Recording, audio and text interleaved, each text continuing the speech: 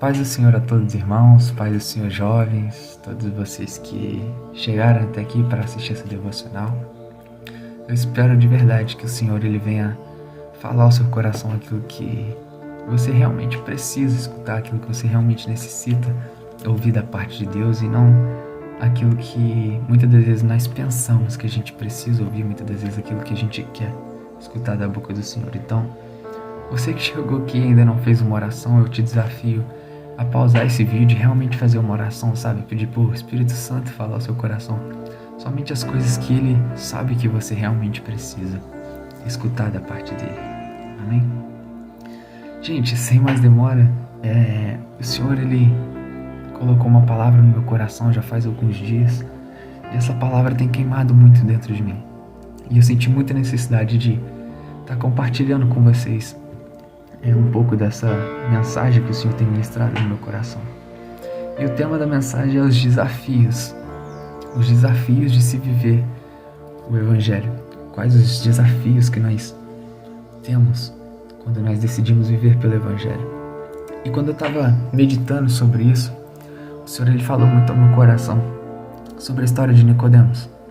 Quando nós vamos estudar a história de Nicodemos, a gente vê que lá em João 3, do 1 ao 21, a Bíblia fala que Jesus ele teve um encontro durante a noite com Nicodemos. E a Bíblia vem falar pra gente que Jesus ele estava ali tirando as dúvidas de Nicodemos, ele estava ali pregando para Nicodemos, e que em certo momento Jesus falou sobre o nascer de novo. Jesus explica que aquilo que nasce da carne é carne, mas aquilo que nasce do Espírito é Espírito. E se a gente for procurar saber sobre Nicodemos novamente, depois dessa pregação, a gente vai ver lá no capítulo 19 do livro de João, no versículo 38 ao 39, que diz assim: o sepultamento de Jesus. Depois disso, ou seja, da morte de Jesus, José de Arimateia pediu a Pilatos o corpo de Jesus. José era discípulo de Jesus, mas o era secretamente, porque tinha medo dos judeus. Com a permissão de Pilatos, veio e levou embora o corpo. E ele estava acompanhado de Nicodemos, aquele que antes tinha visitado Jesus à noite. Quando nós paramos para ler o livro de João 19, o versículo 38, versículo 39, a gente consegue ver que aquela pregação lá de João 3, que Jesus ministrou o coração de Nicodemos, ela surtiu um efeito no coração dele. Porque Nicodemos ele chega naquela conversa sendo uma pessoa contrária aos ensinamentos do Senhor, sendo uma pessoa, uma oposição, digamos assim, aos ensinamentos de Jesus. Mas a gente vê no capítulo 19 que ele, junto de José de Arimateia, eles estavam preparando o corpo de Jesus para o sepultamento.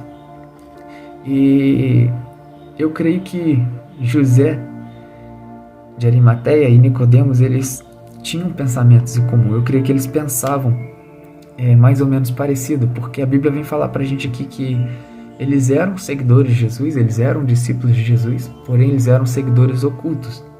Então eu creio que eles pensavam mais ou menos da seguinte forma: eu não vou me posicionar diante da sociedade, porque eles eram homens de grandes posições na sociedade, eles eram homens relevantes dentro da sociedade, eram homens que tinham condições financeiras, eles eram homens que tinham uma certa influência dentro da sociedade, então eles tinham nome na sociedade. Então esse era um dos motivos que eu creio que eles pensavam parecido, sabe? Apesar deles estarem, além deles estarem andando juntos, eu creio que eles tinham pensamentos parecidos. Como, por exemplo, eu creio que eles pensavam que eles não iriam se posicionar diante da sociedade. A gente vê que os dois eram discípulos ocultos. Então nós vemos que o pensamento deles eram parecidos. Eles não queriam se posicionar diante da sociedade. Porém, ambos criam no Evangelho. Ambos criam que Jesus era o Messias. Então, eu vejo assim mais ou menos um pensamento de: eu não vou me posicionar perante a sociedade como um cristão, mas eu vou seguir Jesus por fora, vou seguir Jesus no oculto. Porém, quando a gente começa a estudar mais sobre José e Nicodemos, quando a gente vai lendo aqui o capítulo 19, a gente entende que os pensamentos deles é muito parecido com os pensamentos que muitas das vezes nós temos nos dias de hoje. A gente vê que os pensamentos deles é bem parecido com, principalmente dos jovens da sociedade de hoje, sabe? Uma vez eu estava conversando com alguns jovens na nossa igreja e a gente estava falando sobre o morrer pelo nome de Deus, o morrer pelo nome de Jesus Cristo. Eu lembro que o jovem me falou, nossa, deve ser muito doloroso, sabe? Morrer assim como os discípulos foram mortos, sabe? Realmente ser perseguido, alguém cortar sua cabeça, sabe? Deve ser realmente muito doloroso, mas também deve ser muito glorioso morrer pelo nome de Jesus, sabe? Morrer pelo Evangelho. E muitas das vezes a gente pensa, né? Se necessário for, eu quero ter forças, eu oro pro Senhor me dar forças, para que eu não venha negar o Evangelho, mas que eu venha morrer pelo nome dele, que eu não venha temer, mas que, apesar de estar diante da morte, eu venha continuar firme com Jesus até a minha morte. E muitas das vezes a gente pensa isso. Eu creio que de fato, sabe, eu acho que todo cristão, ou grande parte dos cristãos, eles de alguma forma já pensaram na possibilidade, será, tipo, e se algum dia eu fosse perseguido, se algum dia me colocassem à prova de ou eu nego o nome de Cristo para sobreviver, ou eu aceito o nome de Cristo, mas eu vou ser morto. Eu acho que, se não todo cristão, quase todos os cristãos já pararam para pensar isso, já pararam para imaginar essa situação. E analisando tudo isso, sabe, eu penso que se esses dois discípulos, eles não se acovardassem, sabe, de fato, a seguirem o Evangelho do Senhor, a não se acovardassem a assumir publicamente que eles eram verdadeiramente cristãos, porque assim, a gente acabou de ler aqui que eles eram cristãos, eles eram discípulos, mas discípulos ocultos. E eu fico pensando se eles não tivessem se acovardado, sabe, a servir Jesus somente de forma escondida. Eu creio sim que certamente eles seriam perseguidos, como a gente já falou aqui, pela posição que eles tinham dentro da sociedade. Sabe, uma coisa é eu hoje me levantar e falar que eu não concordo com certas coisas que a sociedade pratica. Outra coisa é uma pessoa de grande influência, por exemplo, um político ou um jogador de futebol, ele colocar nas suas redes sociais que ele não concorda com tais atitudes de outras pessoas. Aquilo que ele fala vai ser muito mais relevante do que aquilo que eu falo, porque ele tem uma posição maior do que a minha dentro da sociedade. Então, José de Arimateia e Nicodemos, eles eram homens que tinham posições grandes dentro da sociedade. Então, todo posicionamento que eles tomassem, seja a favor de Cristo ou contra Cristo, iria gerar uma repercussão muito grande no lugar em que eles viviam. Então, certamente eles seriam perseguidos pela sociedade. Só que em Mateus, no capítulo 5, do versículo 10 ao 12, Mateus capítulo 5, versículo 10 diz assim: Bem-aventurados os perseguidos por causa da justiça, pois deles é o reino dos céus. Bem-aventurados serão vocês quando por minha causa os insultarem, os perseguirem e levantarem todo tipo de calúnia contra vocês. Versículo 12.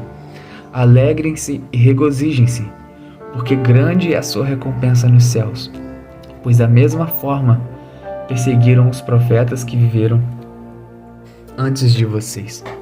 E quando a gente vai ler a Bíblia lá em Atos 5, versículo 40, a Bíblia vai dizer o seguinte: eles foram convencidos pelo discurso de Gamaliel, chamaram os apóstolos e mandaram açoitá-los.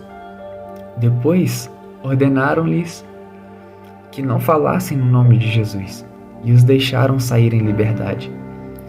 Versículo 41. Os apóstolos saíram do sinédrio alegres por terem sido considerados dignos de serem humilhados por causa do nome de Jesus. Versículo 42. E todos os dias, no templo e de casa em casa, eles não deixavam de ensinar e de proclamar que Jesus é o Cristo. A gente vê que os apóstolos, quando eles foram açoitados, eles realmente se alegraram, sabe? Eles realmente disseram: cara, é uma honra, sabe? Eu me sinto digno de ser humilhado pelo nome de Jesus. Eu fico muito feliz deles me considerarem dignos de ser humilhado pelo nome de Jesus. Então eles se alegravam de ter tomado uma coça pelo nome do Senhor, sabe? E a Bíblia relata, como a gente acabou de ler aqui, que todos os dias no templo, de casa em casa, eles não deixavam de ensinar e proclamar que Jesus é o Cristo, sabe? Então, Nicodemos e José, eles aparentavam de fato acreditar que a cruz de Cristo era real, que a cruz de Cristo era libertadora e que eles estavam dispostos, sabe, a morrer pelo Evangelho. Porque assim, como eu falei, se eles encararam Pilatos para pedir o corpo de Jesus, para se envolver, sabe, eles estavam se colocando à exposição de estarem ajudando a causa de Cristo. Então eu creio que, de fato, eles estavam dispostos, sabe, a morrer pelo Evangelho, se as pessoas descobrissem essas ações em oculto que eles praticavam. Só que a gente não vê a mesma disposição de viver pelo Evangelho. Quando a gente vai ler a história de Pedro, né, de João, dos outros apóstolos, como a gente acabou de ver aqui, eles estavam dispostos não só a morrer pelo nome de Jesus, mas também a viver pela causa de Cristo. E muita gente realmente está disposta hoje em dia a morrer pela causa de Cristo. Como eu já disse aqui, muitas das vezes a gente fala, deve ser muito glorioso morrer pelo nome de Jesus, morrer pelo que nós acreditamos. E de fato, muitas pessoas hoje em dia morrem por aquilo que elas acreditam. Elas não negam, mesmo que estejam diante da morte. Mas a pergunta que nós devemos realmente fazer é: será que nós estamos, além de dispostos a morrer pelo que nós acreditamos, será que nós estamos dispostos a viver pelo que nós acreditamos? Se a gente for ler a história dos discípulos, a gente vê que Pedro, ele decidiu viver para Cristo, não só morrer para Cristo, mas ele decidiu viver pela palavra de Cristo. E a gente vê que em certas pregações, a Bíblia fala de uma pregação de Pedro que o Espírito Santo usou ele como instrumento para alcançar ali mais ou menos 3.000 almas, para converter mais ou menos 3.000 almas. A gente pode ver o exemplo também de João, que também decidiu ser realmente uma pessoa que vive pelo nome de Cristo, não só uma pessoa disposta a morrer pelo nome de Cristo. E a gente sabe que João teve a visão do Apocalipse. Então, sabe, a palavra que o Senhor colocou muito no meu coração é: não sacrifique boas esperanças no Evangelho com medo da morte. Não sacrifique boas esperanças do Evangelho com medo da oposição da sociedade. É realmente a oposição da sociedade que faz a gente viver coisas inacreditáveis, coisas surreais na presença do Senhor. Sabe, que a gente venha ser verdadeiramente bem-aventurados, assim como em Mateus 5 que a gente leu aqui, fala, sabe, aqueles que apanham por Cristo, aqueles que são julgados pela causa de Cristo, aqueles que foram insultados pelo nome de Jesus. Então que a gente venha verdadeiramente deixar de ser Nicodemos e José de Arimateia em nossa sociedade, que a gente venha ser assim como Pedro e João, que decidiram não só estar dispostos a morrer pelo Evangelho, mas também a viver, sabe, aquilo que eles pregavam. Então que a gente venha verdadeiramente se colocar à posição, sabe, à disposição de realmente se posicionar diante da sociedade que a gente vive.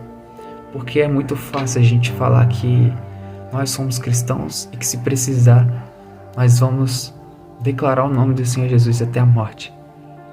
Mas muitas das pessoas que falam isso hoje em dia estão assim como Nicodemos e José de Arimateia, apenas falando sobre morrer por Cristo, mas poucas estão verdadeiramente assumindo viver pela causa do Senhor Jesus.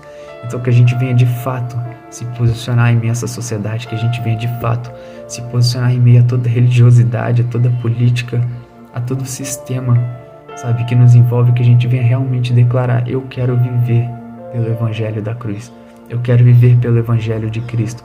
Sabe, nós estamos passando agora de 2022 para o próximo ano, né, para 2023. E quais são as suas expectativas? Sabe, quais planos você já fez para o ano que vem? Porque muitas das vezes a gente vira o ano e a gente começa a fazer vários planejamentos, mas será que você incluiu no seu planejamento viver para Cristo? Ou você só tem na sua mente a ideia de que se precisar morrer, você morre, pelo nome do Senhor? Mas a gente acabou de ver o exemplo de Pedro e João, que só pelo fato deles terem vivido por Cristo, que eles viveram todas aquelas outras experiências de pregar para multidões, de verem multidões sendo alcançadas pelo Espírito Santo, de ter visto a visão do Apocalipse. Então, se você quer alcançar algo sobrenatural na presença de Deus, se você quer realmente ser usado para algo grande, se você quer ser usado para alcançar muitas vidas, viva pelo Evangelho. A partir de hoje, coloca nos seus planejamentos para o ano que vem, para que você venha realmente viver a cada dia o Evangelho de Cristo, e não só estar disposto a morrer por Ele, mas também a viver, que é o mais difícil de todas essas coisas. Então a pergunta que, para a gente fechar, que eu queria deixar para nós mesmos é: nós temos disposição de morrer pelo Evangelho? Será que nós temos disposição de morrer pelo Evangelho? Se a resposta for sim, então que a gente venha se sentir desafiado de viver por Ele também. Amém? Então, essa palavra que vem queimando muito no meu coração. Não morrer pelo Evangelho, mas ansiar viver por Ele. Aproveitar cada segundo da nossa vida, assim como os apóstolos lá em Atos 5. Fala que eles se alegraram porque eles julgaram que eles eram dignos de ser humilhados pelo nome de Jesus. Então que a gente venha se colocar nessa posição de realmente, ser humilhado pelo nome de Jesus, de realmente ansiar viver, abandonar todas as outras coisas para viver o Evangelho de Cristo, mesmo que isso nos custe uma surra, mesmo que isso nos custe a própria vida. Então, que a gente venha sair dos pensamentos de morrer pelo Evangelho e que a gente venha verdadeiramente viver pelo Evangelho. Amém?